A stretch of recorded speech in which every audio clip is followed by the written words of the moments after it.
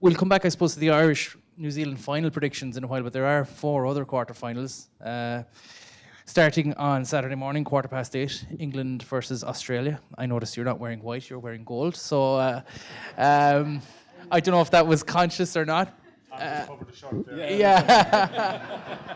I think there's a red rose under that, in that corner. Tom, I suppose, hard to see Australia living with England's physicality. White shirt. I'm probably going to go for England for this one. I just think England have just looked so impressive over the course of the last, I'd say, year. Remember, they were back-to-back Grand Slam winners just after the World Cup. I think Eddie Jones has done absolutely fantastic work with them so far. And I just think that with the guys they have, the likes of Billy Vunipola, Manu Tuilagi, Owen Farrell, these are all top players. I mean, you see, like, most of these sides, when you look at the teams who win the World Cups, normally have that solid core. I think Eddie Jones even mentioned this, of having 4 or 5 world-class players there, and they certainly have those. Now they've had a few injury issues. Mako Vunipola, I think, is still up in the air as to whether he's going to be there or not. But I can't really see beyond England for that quarter-final. Australia, look, I think 9 times out of 10, I think England win that game. But I think Australia do have a chance, because when they play with that unstructured style, they're very, very hard to stop if they get up that momentum. And I think Curtly Beale has been fantastic for them. But whether or not they get the opportunity with this England side is another one. I can't really see beyond England, though. Ian, Wallabies or Red Rose? Sorry? Wallabies or Red Rose? I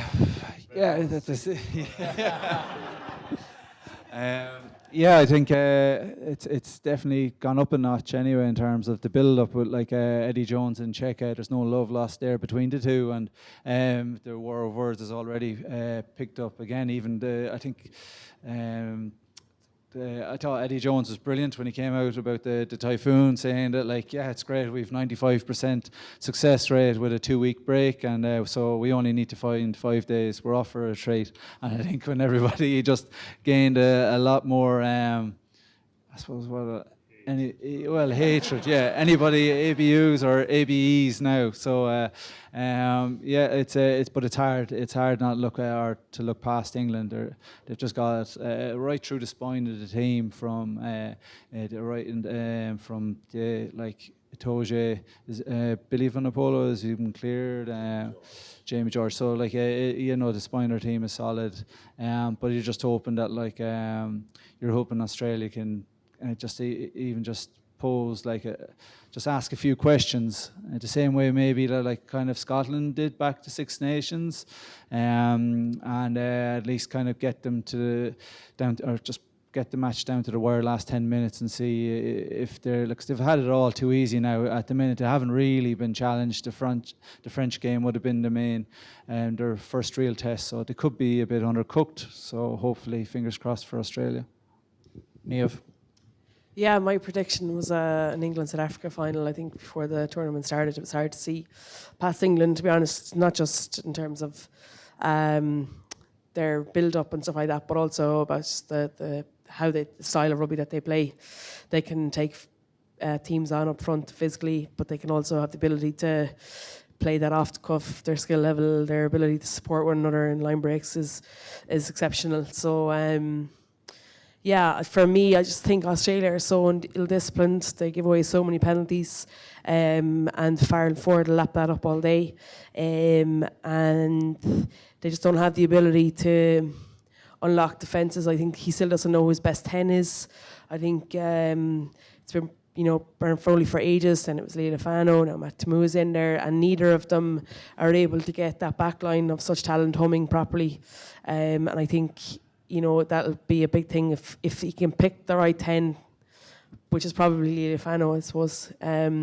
With Guinea, I think then they have a chance in terms of putting them under pressure, like Ian said, but it's just very hard to look past England's moment. Marcus, there's going to be Eddie Jones and Michael Cheika. One of them is going to be more whiny than usual in the post-match press conference on Saturday. Who's it going to be? Please God, it'll be Eddie Jones. I think one World Cup is enough for those who's over there. We've enough of them. Australia and all the southern hemispheres, if they go on and win it, like, we don't have to listen to them. They're down in the southern hemisphere. But yeah, look, England are really strong. I think the Saracens element to it is just huge. They know how to win. They know how to win big games, and you know, they're impressive to see. But I do feel there's a lot of talk about the rest and the layoff that these teams who had games cancelled had, and that it's a plus for them. I think, you know, if you take Ireland in isolation and the New Zealand one, for example, Ireland came out of a pretty tough game. The Samoans are always tough anyway, physically.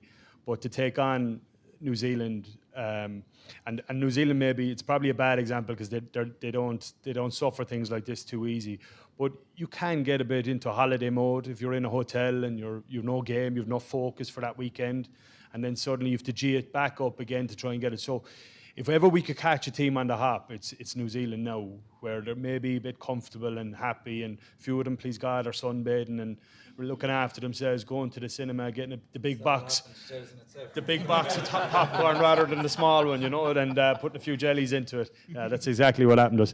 But if that happens, you know, that we could catch them. That's why I think Ireland's start on Saturday is so important. And I would say the same around an Australia, who did have a layoff as well, but I think they can really have a cut off England.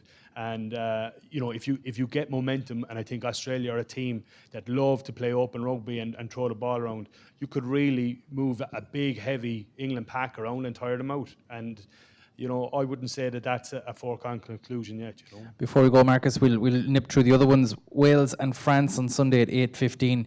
I think myself and Tom were talking off air earlier, and he said, unless France could do a France, it's hard to see past Wales in this one. Yeah, again, another team I wouldn't be too fond of, and are the Welsh. I just think, yeah, I have a long list. Yeah, I'll go through players now as well in a minute. You're on it, but I think if Ireland don't win the World Cup, I'd love to see France win it. And I'd love to see them coming from where they are now to win it, because nobody's really given them a chance. I think there's some incredible players amongst them. I think, you know, I'd love to see that French flair and style come back, because I think it's been missing for the last number of years, to be honest with you. It's like they're missing their confidence that they had before. So I'd love to see them do a job and putting the Frighteners up Wales and go on and get to a final, because I think the French are a kind of a team that if they got to a final, they could upset a lot of people. So I think that's going to be a really exciting game, and I think if it opens up, which I think it will, France could do a New Zealand shock like they did in Cardiff.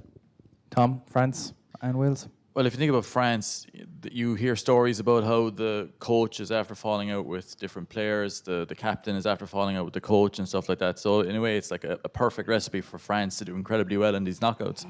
So I think that they do have a game that can trouble Wales. I would despise and hate to see Wales go into a semi-final or even win this World Cup. It would be just awful. I'm liking you, Tom. Yeah. I'm liking you a lot. No, can you imagine like Warren Gatland being delighted after winning a World Cup? Absolutely horrific. I hope France win. Ian?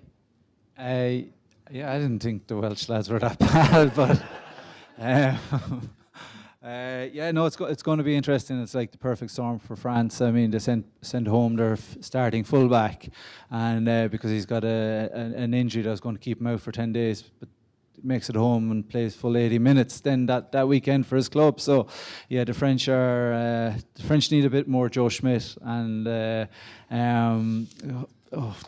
might do it, but it's hard luck beyond Wales. Niamh? Yeah, I'm going to go with Ian on this, unfortunately. I think, not that I like Wales at all, but it's hard to see past them. I think they just look really strong. They're playing really. The only thing is that they have an injured centre that's playing away that can't pass the ball. So if you put him under pressure, you know, if you can put the outside under pressure, then their game plan can break down very quickly. And what they have on the bench then isn't anything that can. That's the thing. France probably have better impetus off the bench than Wales do, and that could play a big part, I think, in terms of their back row and what backs are carrying on the bench, because, you know, Halfpenny probably at the game of his life the other day probably won't make it because they've got to carry a centre because Hadley Parks is injured. So yeah, I think Wales will win, but grudgingly. Ian, South Africa and Japan, the final quarter-final. We saw what happened in Brighton 4 years ago. Surely there'll be no repeat of that this time out. Yeah, it's I think Japan are everybody's second team now, and it's hard to look past South Africa though, with just the sheer size of them, which can work two ways. In that Japan like to play with really high intensity and keep the ball in play, so that could work against South Africa, especially for that last quarter of the match. But South Africa could actually finish up with a much bigger finishing team than the team that start. So it's hard to see South Africa to lose this one, even though I'd love to see Japan go on and do it. Tom? I can't really see beyond South Africa either. It kind of depends on how well they hang on to the ball and if they can just structure their play, because I think if you look at Japan, it comes down to how they handle the transition of the ball, which they're very, very good. I think that South Africa, just the size of these guys is just freakish. Like I was looking at a picture of Franco Mostert, who was like, I was thinking, geez, he's looking pretty short in this pack. He's like 6'6".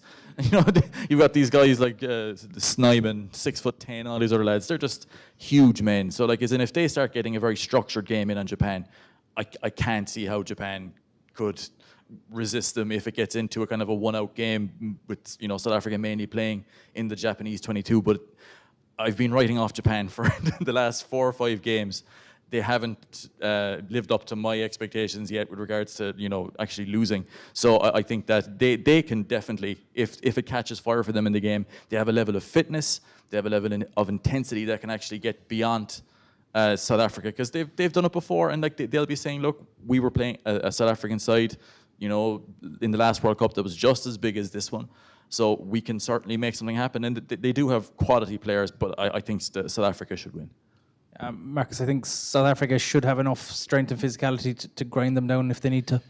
Yeah, you think so, and I think the only thing, Niamh mentioned it earlier on, South Africa's defensive structure would be sort of simpler, trying to get off the line in your face. I suppose Jack Niamh would have sort of brought that to Munster, and it's something that they would have in with South Africa now as well. So the structure of South Africa's defence, and then Japan, the way they play and offload, and we all talk about how they're big men, but if you move those big men around the field for 80 minutes, and Japan are thereabouts, they're the kind of team that can get that try, like they did back in England 4 years ago, to win the game. And South Africa will know that, and they're forewarned, from 4 years ago, which doesn't help Japan. But I think as the game plans go and two teams, Japan can unlock a South African defence if they want to, and you put that 16th man that they have there with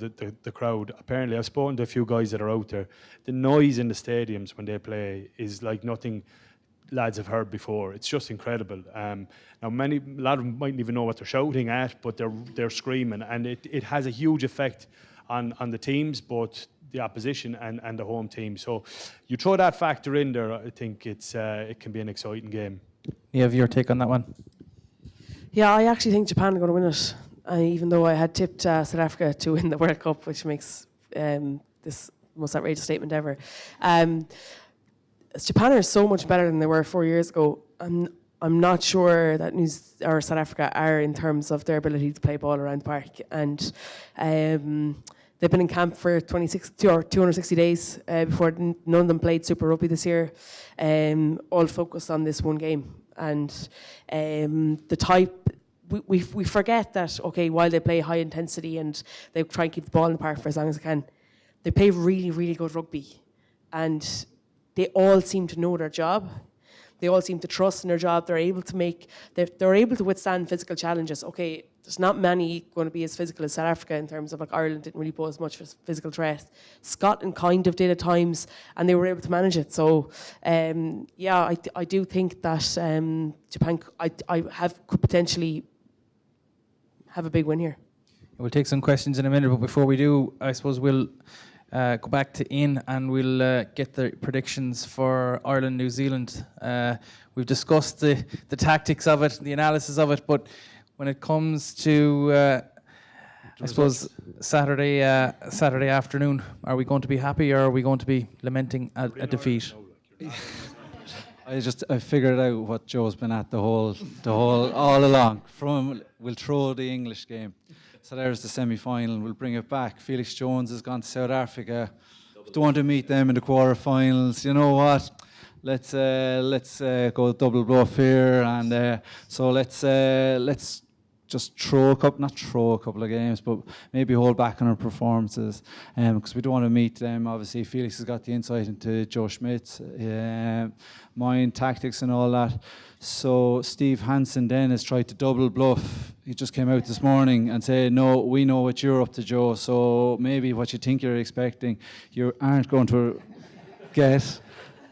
So basically, yeah, we're going to win. Tom, now we've had the psychoanalysis of it, Tom, and all the mind games. But when it comes to the rugby, how are we going to win? I think Ireland are going to win. I saw the thing this morning about Steve Hansen thinking he's kind of double and triple bluffing Joe Schmidt. I think that whenever I see a coach talking like that before games and stuff like that, it just screams to me nerves.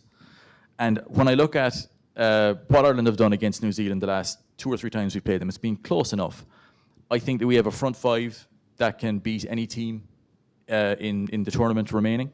I think that if we get our game plan going and if we can play like the kind of rugby we do off 9, off Conor Murray, I think we have a game that can find gaps and we can score tries against the All Blacks. Because I mean, look, the last time we played them in November, it was a very tight game and low scoring. Because typically you would say that when you play the All Blacks, you have to score. You have to really, really outscore them. Like when we played them in Chicago.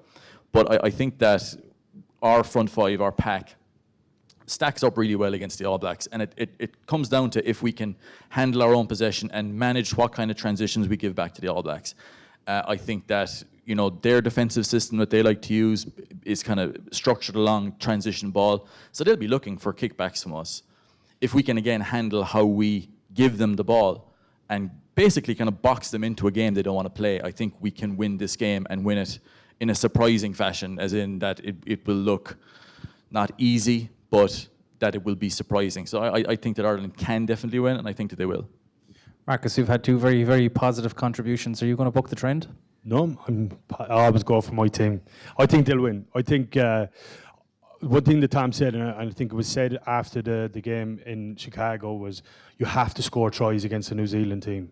You have to go out and score, and everyone's worried like where are our tries going to come from. But I think we can, and I think there's enough in the team from the last couple of seasons to say that we can go and do that.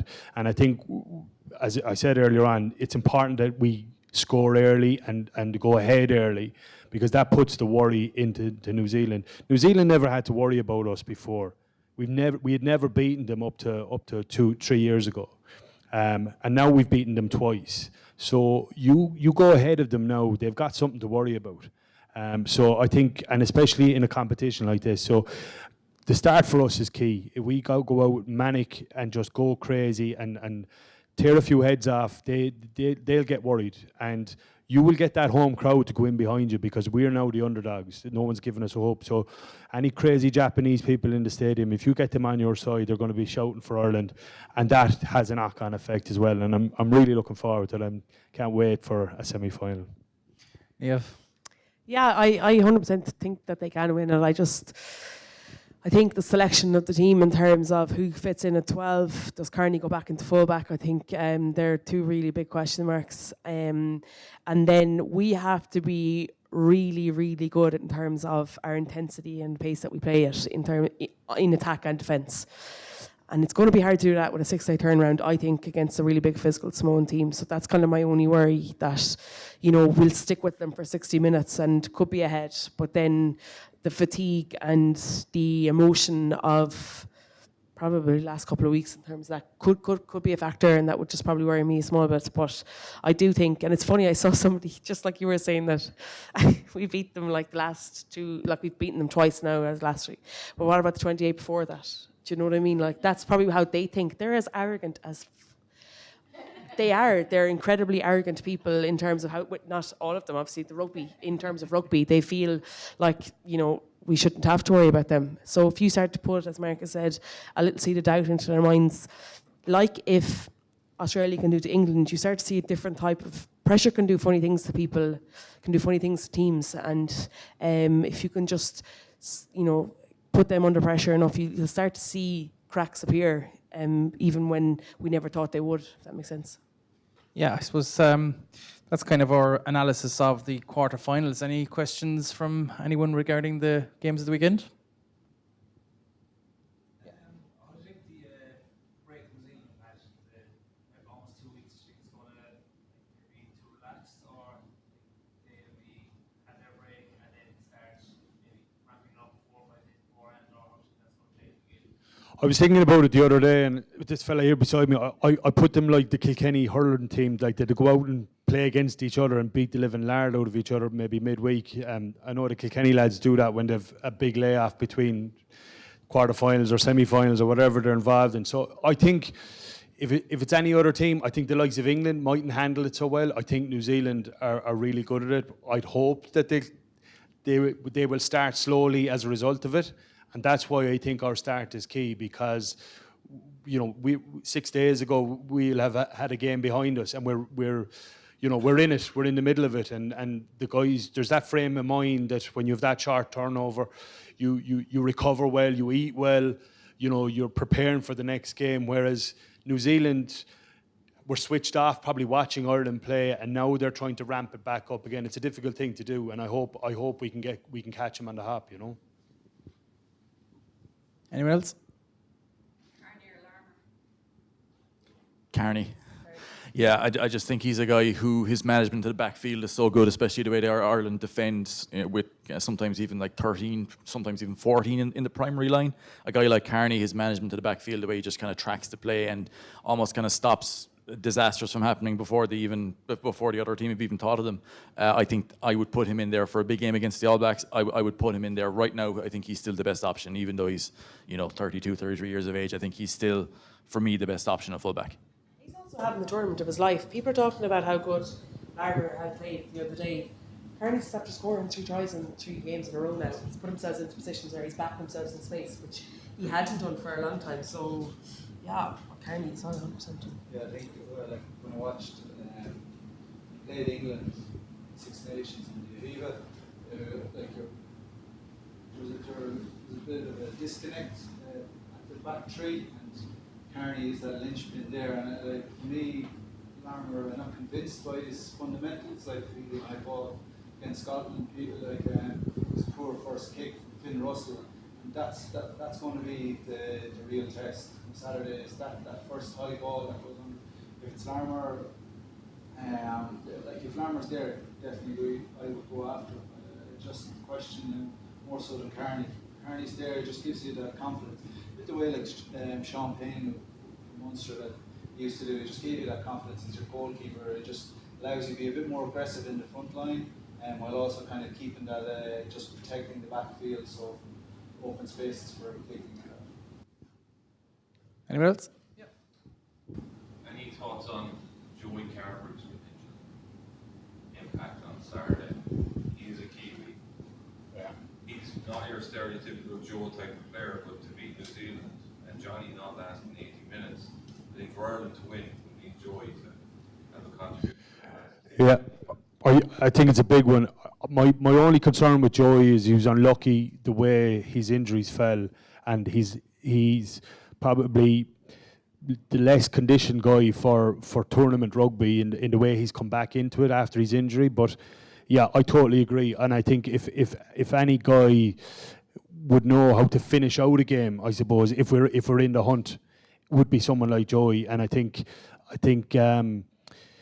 you know, if we can get New Zealand moving around the pitch and tire them out as well, Joey's the kind of guy that can get a half break and finish it, or put someone away with that offload or that little bit of skill, and he'd be fresh coming on there. So just even that little pop out of the tackle, riding a tackle of maybe 2 of their players and putting someone into the hole, he's definitely one of those guys, and it could be the difference if we're in a deadlock towards the end of the game. That could be the difference with someone like him coming on, and I hope that he does get more time than maybe just counting down the clock, you know.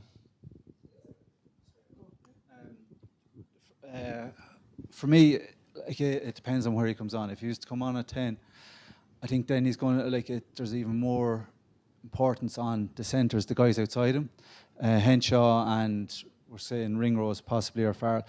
They nearly need to be organisers. So, like, one of the things back playing with Rog and Ruud Tupoki and Maffs and Lafine Maffey, the strength there was, it was nearly like Rog could nearly check the backfield, see if there was a kick option in the backfield, but Ruud Tupoki was dictating. He was the general actually in terms of organising the guys, everybody around him, so that run option, you know. So just relying on a moment of individual brilliance against the All Blacks, I don't think it's going to happen. It'll be more about like how he comes in, and it's his languid style of play that presents a different picture alongside how the centres organise him.